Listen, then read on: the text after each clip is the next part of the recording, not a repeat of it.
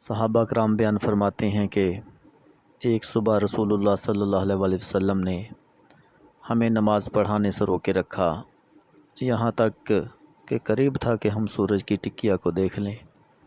پھر آپ تیزی سے حجرہ سے باہر تشریف لائے، لوگوں کو نماز کھڑی کرنے کے لیے بلایا۔ آپ نے نماز پڑھائی اور نماز مختصر کی۔ پھر جب آپ نے سلام پھیرا تو آواز دے کر لوگوں کو اپنے قریب بلایا، فرمایا اپنی اپنی جگہ پر بیٹھ جاؤ۔ پھر آپ ہماری طرف متوجہ ہوئے، آپ نے فرمایا میں آپ حضرات کو بتاؤں گا کہ فجر میں بروقت مجھے تم لوگوں کے پاس مسجد میں پہنچنے سے کس چیز نے روک لیا۔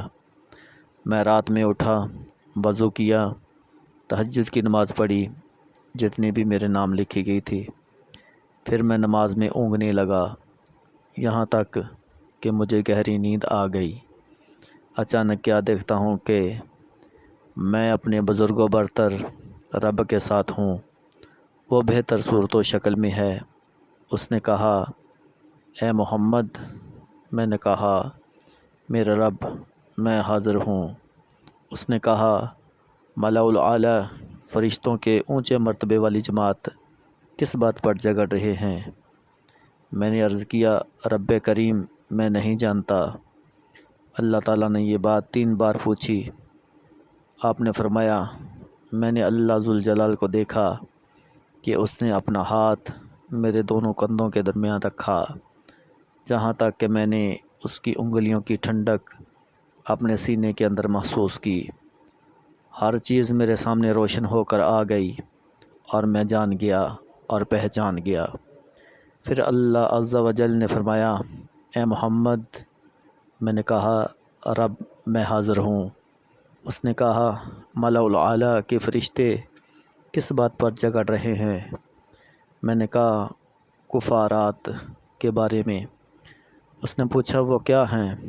میں نے کہا نماز باجماعت کے لیے پیروں سے چل کر جانا، نماز کے بعد مسجد میں بیٹھ کر دوسری نماز کے انتظار میں رہنا، ناگواری کے وقت بھی مکمل وضو کرنا۔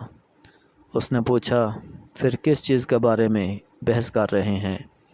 میں نے کہا محتاجوں اور ضرورت مندوں کو کھانا کھلانے کے بارے میں، نرم بات چیت میں، جب لوگ سو رہے ہوں اس وقت اٹھ کر نماز پڑھنے کے بارے میں۔ رب کریم نے فرمایا مانگو اور مانگتے وقت کہو اے اللہ میں تجھ سے بھلے کاموں کے کرنے اور منکرات ناپسندیدہ کاموں سے بچنے کی توفیق طلب کرتا ہوں، اور مساکین سے محبت کرنا چاہتا ہوں، اور چاہتا ہوں کہ مجھے معاف کر دے اور مجھ پر رحم فرما، اور جب تو کسی قوم کو آزمائش میں ڈالنا چاہے تو مجھے تو فتنہ میں ڈالنے سے پہلے موت دے دے۔ میں تجھ سے اور اس شخص سے جو تجھ سے محبت کرتا ہو محبت کرنے کی توفیق طلب کرتا ہوں، اور تجھ سے ایسے کام کرنے کی توفیق چاہتا ہوں۔